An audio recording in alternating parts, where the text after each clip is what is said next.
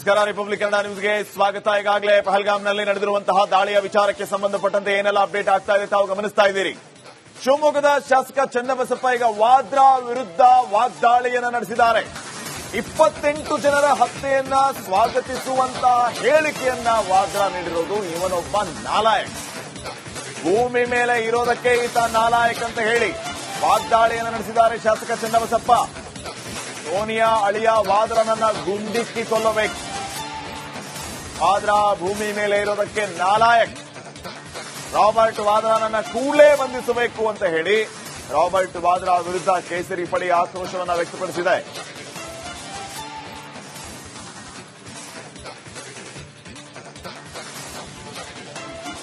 Concerned at the state of our country. Firstly, I feel terrible and my deep-hearted condolences are for the 28 people who have died in this terrorist act, and a number of people have gotten injured, and definitely my deep-hearted condolences to the family who've lost their loved ones. And I would say that I do wish to say that the people who have gotten injured, hope they recover at the earliest. Terrorist acts are really a weak way of highlighting their cause, is what I feel. This does. ವಾದ್ರಿಗೆ ಕಪಾಳ ಮೋಕ್ಷ ಮಾಡಬೇಕಿತ್ತಲ್ಲ ನೀವು. ಅವನೊಬ್ಬ ಸಾಮಾನ್ಯ ನಾಗರಿಕ, ಯಾವುದೇ ರೀತಿಯ ಒಬ್ಬ ಲೋಕಸಭಾ ಸದಸ್ಯರ ಗಂಡ ಅಂದ ತಕ್ಷಣ ಏನು ಬೇಕಾದ್ರೂ ಹೇಳಿಕೆ ಕೊಡಬಹುದು, ಹೇಗೆ ಬೇಕಾದ್ರೂ ಓಡಾಡ್ಕೊಂಡಿರ್ಬೋದು. ವಿರೋಧ ಪಕ್ಷದ ನಾಯಕನ ಅಳಿಯ ಅನ್ನೋ ಕಾರಣಕ್ಕೋಸ್ಕರ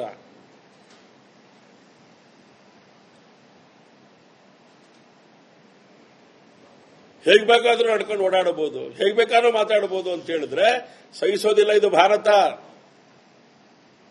ಇದು ಭಾರತ, ನೆನ್ಪಿಟ್ಕೊಳ್ಬೇಕು. ಅದಕ್ಕೆ ಹೇಳಿದೆ ವಾದ್ರಾನಂತವರನ್ನ ಗುಂಡಿಟ್ಟು ಕೊಲ್ಲಬೇಕು ಅಂತ ಹೇಳಿ. ವಾದ್ರಿಗೆ ಕಪಾಳ ಮೋಕ್ಷ ಮಾಡಬೇಕಿತ್ತಲ್ಲ ನೀವು. ಅವನೊಬ್ಬ ಸಾಮಾನ್ಯ ನಾಗರಿಕ, ಯಾವುದೇ ರೀತಿಯ ಒಬ್ಬ ಲೋಕಸಭಾ ಸದಸ್ಯರ ಗಂಡ ಅಂದ ತಕ್ಷಣ ಏನು ಬೇಕಾದ್ರೂ ಹೇಳಿಕೆ ಕೊಡಬಹುದು, ಹೇಗೆ ಬೇಕಾದ್ರೂ ಓಡಾಡ್ಕೊಂಡಿರ್ಬೋದು. ವಿರೋಧ ಪಕ್ಷದ ನಾಯಕನ ಅಳಿಯ ಅನ್ನೋ ಕಾರಣಕ್ಕೋಸ್ಕರ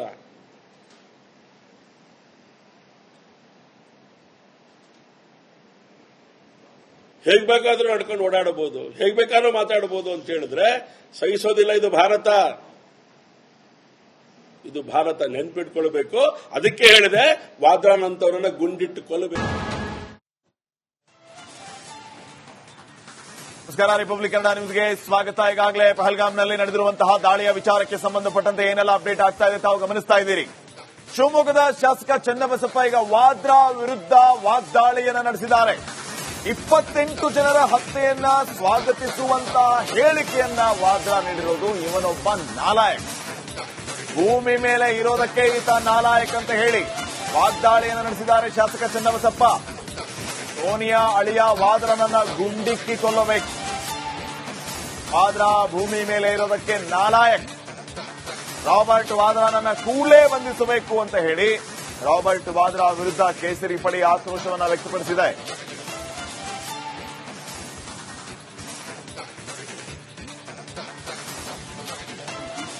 Concerned at the state of our country. Firstly, I feel terrible and my deep-hearted condolences are for the 28 people who have died in this terrorist act, and a number of people have gotten injured, and definitely my deep-hearted condolences to the family who've lost their loved ones. And I would say that I do wish to say that the people who have gotten injured, hope they recover at the earliest. Terrorist acts are really a weak way of highlighting their cause, is what I feel. This does. ವಾದ್ರಿಗೆ ಕಪಾಳ ಮೋಕ್ಷ ಮಾಡಬೇಕಿತ್ತಲ್ಲ ನೀವು. ಅವನೊಬ್ಬ ಸಾಮಾನ್ಯ ನಾಗರಿಕ, ಯಾವುದೇ ರೀತಿಯ ಒಬ್ಬ ಲೋಕಸಭಾ ಸದಸ್ಯರ ಗಂಡ ಅಂದ ತಕ್ಷಣ ಏನು ಬೇಕಾದ್ರೂ ಹೇಳಿಕೆ ಕೊಡಬಹುದು, ಹೇಗೆ ಬೇಕಾದ್ರೂ ಓಡಾಡ್ಕೊಂಡಿರ್ಬೋದು. ವಿರೋಧ ಪಕ್ಷದ ನಾಯಕನ ಅಳಿಯ ಅನ್ನೋ ಕಾರಣಕ್ಕೋಸ್ಕರ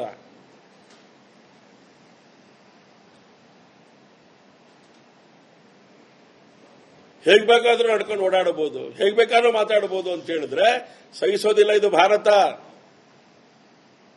ಇದು ಭಾರತ ನೆನ್ಪಿಟ್ಕೊಳ್ಬೇಕು. ಅದಕ್ಕೆ ಹೇಳಿದೆ ವಾದ್ರಾನಂತವರನ್ನ ಗುಂಡಿಟ್ಟು ಕೊಲ್ಲಬೇಕು ಅಂತ ಹೇಳಿ. ವಾದ್ರಾಗೆ ಕಪಾಳ ಮೋಕ್ಷ ಮಾಡಬೇಕಿತ್ತಲ್ಲ ನೀವು. ಅವನೊಬ್ಬ ಸಾಮಾನ್ಯ ನಾಗರಿಕ, ಯಾವುದೇ ರೀತಿಯ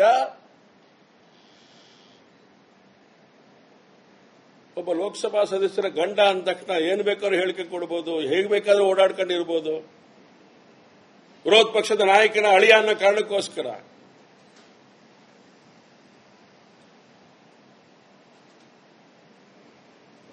ಹೇಗ್ ಬೇಕಾದ್ರೂ ನಡ್ಕೊಂಡು ಓಡಾಡಬಹುದು, ಹೇಗ್ ಬೇಕಾದ್ರೂ ಮಾತಾಡಬಹುದು ಅಂತ ಹೇಳಿದ್ರೆ ಸಹಿಸೋದಿಲ್ಲ. ಇದು ಭಾರತ, ಇದು ಭಾರತ ನೆನ್ಪಿಟ್ಕೊಳ್ಬೇಕು. ಅದಕ್ಕೆ ಹೇಳಿದೆ ವಾದ್ರಾನಂತವರನ್ನ. ನಮಸ್ಕಾರ, ರಿಪಬ್ಲಿಕ್ ಕನ್ನಡ ನ್ಯೂಸ್ಗೆ ಸ್ವಾಗತ. ಈಗಾಗಲೇ ಪಹಲ್ಗಾಮ್ನಲ್ಲಿ ನಡೆದಿರುವಂತಹ ದಾಳಿಯ ವಿಚಾರಕ್ಕೆ ಸಂಬಂಧಪಟ್ಟಂತೆ ಏನೆಲ್ಲ ಅಪ್ಡೇಟ್ ಆಗ್ತಾ ಇದೆ ತಾವು ಗಮನಿಸ್ತಾ ಇದ್ದೀರಿ. ಶಿವಮೊಗ್ಗದ ಶಾಸಕ ಚನ್ನಬಸಪ್ಪ ಈಗ ವಾದ್ರಾ ವಿರುದ್ಧ ವಾಗ್ದಾಳಿಯನ್ನು ನಡೆಸಿದ್ದಾರೆ. 28 ಜನರ ಹತ್ಯೆಯನ್ನ ಸ್ವಾಗತಿಸುವಂತಹ ಹೇಳಿಕೆಯನ್ನ ವಾದ್ರಾ ನೀಡಿರೋದು. ಇವನೊಬ್ಬ ನಾಲಾಯಕ್, ಭೂಮಿ ಮೇಲೆ ಇರೋದಕ್ಕೆ ಈತ ನಾಲಾಯಕ್ ಅಂತ ಹೇಳಿ ವಾಗ್ದಾಳಿಯನ್ನು ನಡೆಸಿದ್ದಾರೆ ಶಾಸಕ Channabasappa.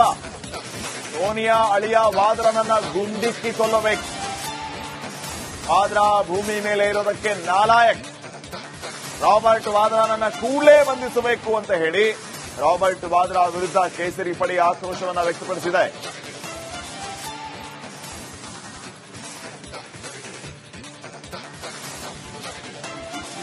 Concerned at the state of our country. Firstly, I feel terrible, and my deep-hearted condolences are for the 28 people who have died in this terrorist act, and a number of people have gotten injured, and definitely my deep-hearted condolences to the family who've lost their loved ones. And I would say that I do wish to say that the people who have gotten injured, hope they recover at the earliest. Terrorist acts are really a weak way of highlighting their cause, is what I feel. This does. ವಾದ್ರಾಗೆ ಕಪಾಳ ಮೋಕ್ಷ ಮಾಡಬೇಕಿತ್ತಲ್ಲ ನೀವು. ಅವನೊಬ್ಬ ಸಾಮಾನ್ಯ ನಾಗರಿಕ, ಯಾವುದೇ ರೀತಿಯ ಒಬ್ಬ ಲೋಕಸಭಾ ಸದಸ್ಯರ ಗಂಡ ಅಂದ ತಕ್ಷಣ ಏನು ಬೇಕಾದ್ರೂ ಹೇಳಿಕೆ ಕೊಡಬಹುದು, ಹೇಗ್ ಬೇಕಾದ್ರೂ ಓಡಾಡ್ಕೊಂಡಿರ್ಬೋದು. ವಿರೋಧ ಪಕ್ಷದ ನಾಯಕನ ಅಳಿಯ ಅನ್ನೋ ಕಾರಣಕ್ಕೋಸ್ಕರ